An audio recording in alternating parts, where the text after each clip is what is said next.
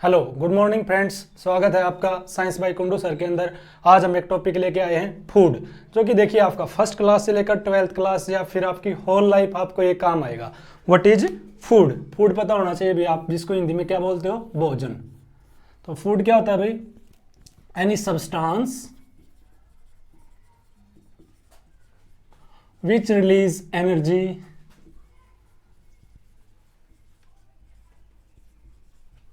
and maintain body regulation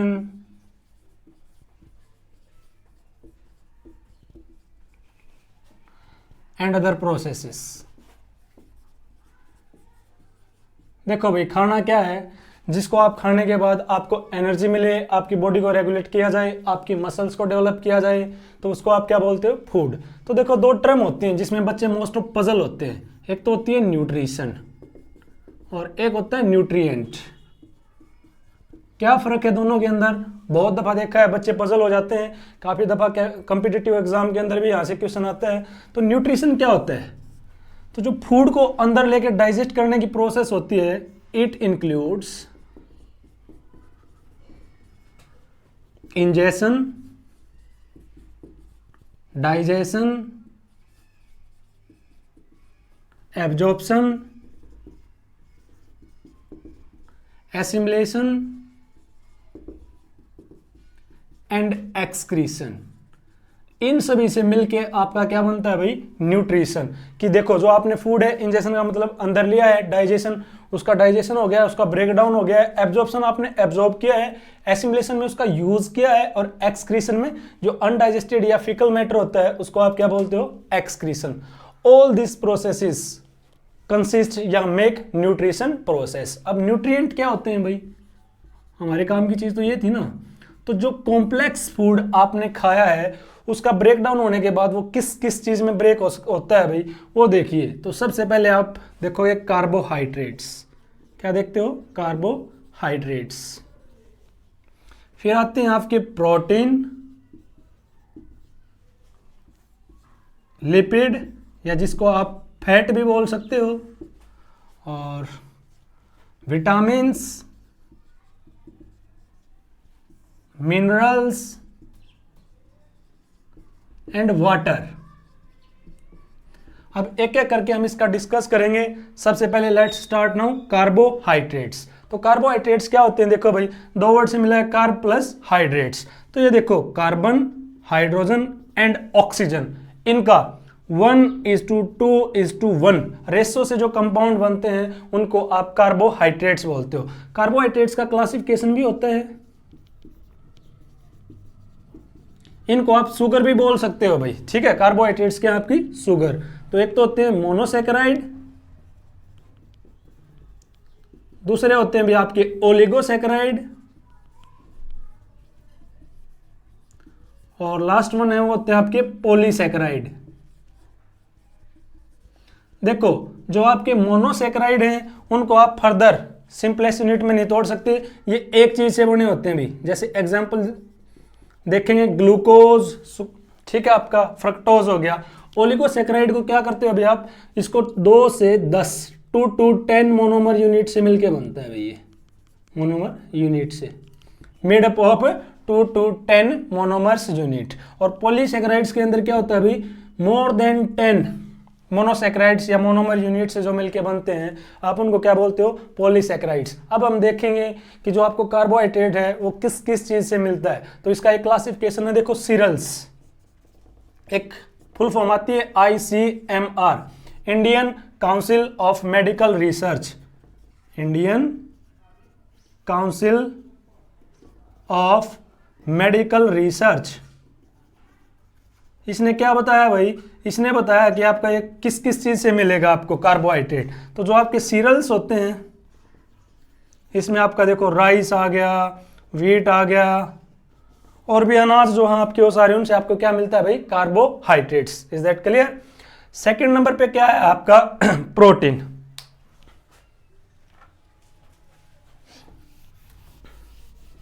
अब हम देखेंगे, देखिए भाई आप, प्रोटीन के बारे में क्या क्या है, किस चीज से मिलके बनता है प्रोटीन। तो प्रोटीन की मोनोमर यूनिट होती है आपकी अमीनो एसिड। तो प्रोटीन किससे बनता है भाई? Made up of amino acids. Amino acid के बीच में देखो, ये एक अमीनो एसिड हुआ, दूसरा अमीनो एसिड हुआ, इनके बीच में जो बॉन्ड होता है उसको बोला जाता है पॉलीपेप्टाइड बॉन्ड या पेप्टाइड बॉन्ड बोल सकते हो। अगर एक बॉन्ड का जिक्र हो रहा है तो उसको क्या बोलोगे आप? Peptide bond. अब प्रोटीन का काम क्या होता है भाई? ये होते हैं building block of muscle, building block of muscles. अब आप जिम में जाओगे भाई, आपकी सिक्स पैक, बाइसेप्स, ट्राइसेप्स जो भी विजिबल होते हैं, उनके पीछे क्या रिस्पॉन्सिबल है? प्रोटीन। ये आपकी डाइट के लिए बहुत ज़्यादा इंपॉर्टेंट है। तो आजकल आपने देखा भी होगा बच्चों के अंदर जिम का या रेसलिंग जो करते हैं उनके अंदर ट्रेंड चला हुआ है। तो प्रोटीन या एंजाइम आप बोल सकते हो, जो कि एंजाइमेटिक रिएक्टिविटी बढ़ाता है और आपके शरीर के अंदर मसल्स डेवलपमेंट कराता है। Is that clear? अब बात करते हैं कि प्रोटीन के सोर्सेज क्या क्या हैं, किस चीज़ से मिलता है प्रोटीन। तो देखिए, मोस्टली पल्सेस, आईसीएमआर ने बताया था कि जो दालें होती हैं वो प्रोटीन का मेजर सोर्स होती हैं। इसके अलावा फिर आप नॉन वेज के अंदर आ जाते हैं भाई, नॉन वेज से भी प्रोटीन का सोर्स मिलता है। पल्सेस में सोयाबीन हो गया, ग्राम हो गया, और जितनी भी आपकी दालें हैं उनसे आपको क्या मिलेगा? प्रोटीन। Is that clear? अब बात करेंगे हम लिपिड। लिपिड क्या होता है, किस चीज़ से बना होता है भाई? ये glycerol plus fatty acid, glycerol plus fatty acid से मिलके बना होता है भाई। ठीक है, किस किस चीज में प्रेजेंट होता है भाई ये सोर्स, इसके क्या क्या हैं? तो सोर्स में आप देखोगे, आप ऑयल हो गया भाई, घी हो गया, बटर हो गया, इन चीजों के अंदर आपका क्या मिलता है? लिपिड। इसके अलावा जो आजकल आप फास्ट फूड, हॉट डॉग खा लिया भाई, बर्गर खा लिया, उन सभी के अंदर क्या प्रेजेंट होती है? लिपिड। इसका नुकसान भी है, ये आपको ओबेसिटी कॉज करता है। ओबेसिटी मतलब मोटापा कॉज करता है भाई, जिससे आपको हार्ट रिलेटेड प्रॉब्लम्स हो सकती हैं। और अगर प्रोटीन का अमाउंट कम हो जाए तो उससे आपको क्वासियोरकर हो सकता है। डिजीज बताते हैं, अगर इसकी कमी हो जाए प्रोटीन की तो उसमें होती है क्वासियोरकर, क्वासियोरकर। कई दफा भाई साइंस के अंदर या 10th 12th के जो बच्चे फिजिकल ले रखी होती है उनके यहाँ क्वेश्चन आता है कि प्रोटीन की डेफिशिएंसी से कौन सी डिजीज होती है? क्वासियोरकर। और लिपिड की अगर बात की जाए एक्सेस से कौन सी डिजीज होती है? तो ओबेसिटी। और obesity lead to coronary disease, या आप यूं बोल सकते हो heart related disease. Is that clear? अब हम करेंगे विटामिन्स। ये एक चीज और भाई, जो आपके लिपिड हैं ये आपकी एक्सेसिव एनर्जी का सोर्स होते हैं। ठीक है, अब देखिए भाई, जो आपके विटामिन्स हैं इसका क्या काम होता है मोस्टली? ये देखो, हमारी डाइट में, डाइट के रूप में आपको ये लेने पड़ेंगे। आपका शरीर इनको नहीं बनाता है भाई, तो ये आपके बॉडी के फंक्शन के लिए बहुत ज़्यादा ज़रूरी है। विटामिन्स का क्लासिफिकेशन दो तरह का किया जाता है, एक तो होते हैं वाटर सोल्यूबल और दूसरे होते हैं फैट सोल्यूबल। वाटर सोल्यूबल और दूसरे होते हैं फैट सोल्यूबल। जो वाटर सोल्यूबल हैं वो होते हैं vitamin B and C, vitamin B and vitamin C, ये होते हैं वाटर सोल्यूबल। इसके अलावा जो आपके बचे हैं भाई ए, डी, ई, के, ये सारे के सारे विटामिन होते हैं आपके फैट सोल्यूबल। अब देखो, कई दफा मोस्ट ऑफ एग्जाम के अंदर क्वेश्चन आता है कि इनकी डेफिशिएंसी से कौन कौन से रोग होते हैं और ये आपके सोर्सेज क्या रहेंगे। तो देखो, जो आपके सोर्सेज हैं ये मोस्टली आपके फ्रूट रहते हैं इनके भाई, and vegetables, fruit and vegetables. और अगर इनकी डेफिशिएंसी हो जाती है तो उसकी वजह से कौन सा डिसऑर्डर होता है भाई? विटामिन ए की वजह से जीरोपैथेलमिया, जीरोपैथेलमिया, या बहुत सारी बुकों में आपका लिखा मिलता है night blindness, night blindness, Hindi में भाई अंधराता रोग बोलते हैं। ठीक है, और किन चीज़ों से आपको ये मिलता है भाई? जो ग्रीन वेजिटेबल्स होती है मोस्ट ऑफ, उनसे आपको विटामिन ए मिलेगा। बात आती है विटामिन बी। विटामिन बी की कमी से कौन सा डिसऑर्डर होता है भाई? तो वो होता है बेरी बेरी। क्या होता है? Berry berry. इसके बहुत सारे टाइप हैं भाई आपके, vitamin B1, B2, B3 up to 12 तक होते हैं। ये स्पेसिफिक केमिस्ट्री के अंदर आता है भाई, मास्टर्स के अंदर। अब बात आती है विटामिन सी। विटामिन सी की कमी से होता है स्कर्वी। मिलता किन चीजों से विटामिन सी? मोस्ट ऑफ जो आपके सिट्रस फ्रूट होते हैं, सिट्रस फ्रूट कौन से होते हैं भी? जो खट्टे फल हैं आपके, उनसे आपको क्या मिलेगा? Vitamin C. और जैसे कि आपका लेमन हो गया भाई, ऑरेंज हो गया, आजकल सीजन भी चल रहा है, तो उनसे आपको क्या मिलेगा? Vitamin C. और उसकी कमी हो जाएगी तो आपको क्या मिलेगा? उसका डिसऑर्डर हो जाता है जिसको आप बोलते हो स्कर्वी, ठीक है। विटामिन डी की कमी से क्या हो जाता है भाई, रिकेटस। विटामिन डी की कमी से क्या हो जाता है, रिकेटस, रिकेटस। ये जनरली देखो आपको ऑब्टेन किस चीज से होता है, सनलाइट की हेल्प से एक सब्सटेंस कन्वर्ट होता है जो कि आपको विटामिन डी, अगर आप प्रॉपर सनलाइट में नहीं बैठते हो तो आपको क्या हो सकता है, रिकेटस। Is that clear. और रिकेटस में आपकी बोन के अंदर वीकनेस आ जाती है। अब बात आती है vitamin A B C D E. Vitamin E की कमी से क्या होता है भाई, स्टेरिलिटी।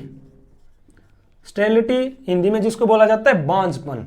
ये कैसे दूर किया जा सकता है भाई, इसके सोर्सेज होते हैं मोस्ट ऑफ आपके ड्राई फ्रूट हो गए भाई, काजू बादाम वगैरह हैं, तो ये चीज़ें आपको कंज्यूम करनी चाहिए, ठीक है। इससे विटामिन ई, स्टेरिलिटी, प्लस जो आपका स्किन कलर वगैरह है ये विटामिन ई ही कंट्रोल करता है। और लास्ट बचा है विटामिन के। इससे अगर इसकी डेफिशिएंसी हो जाती है तो आपका ब्लड क्लॉटिंग के अंदर दिक्कत होती है भाई, ठीक है। Blood clotting related disorder, blood clotting related disorder, ठीक है भाई।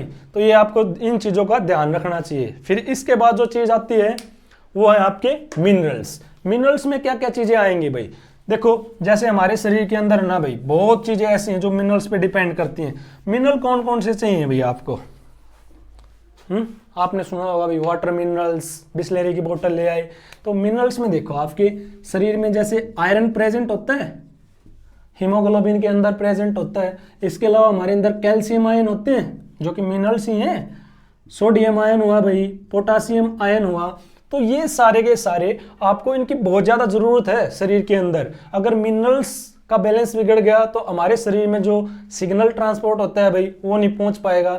पता चले भी आपको किसी को बोलना कुछ चाह रहे हो, बोल कुछ रहे हो, देख कुछ रहे हो, सुन कुछ रहे हो, तो आप अलग अलग जो अजीब अजीब चीज़ें होने लग जाती हैं भाई अगर मिनरल्स की कमी हो जाए तो इसका भी आपको ध्यान रखना है डाइटरी के रूप में। और ये इम्बैलेंस हो जाते हैं तो मोस्टली पर्सन है जो भाई आपको बीपी रिलेटेड प्रॉब्लम्स हो जाती हैं। किसी को बीपी हाई हो गया, ब्लड प्रेशर हाई, जिसको आप हाइपरटेंशन बोलते हो।